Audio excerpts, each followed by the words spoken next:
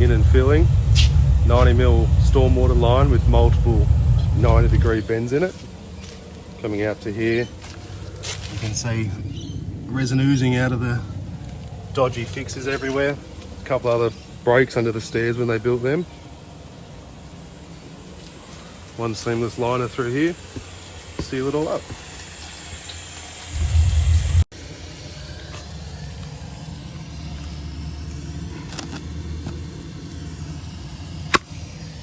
Okay, here's the final result of our 90mm stormwater reline with a couple of bends in it.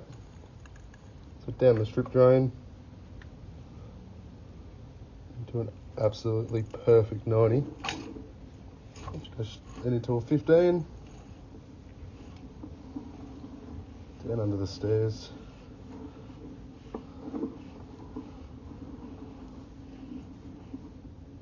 Around a 45. That's another 45 right there, which is then dropping straight into the top of a 90. That's all busted out and broken. There's a big hole there where it says MagmaFlex.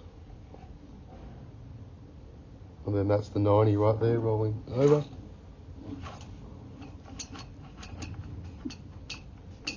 And now our excavation.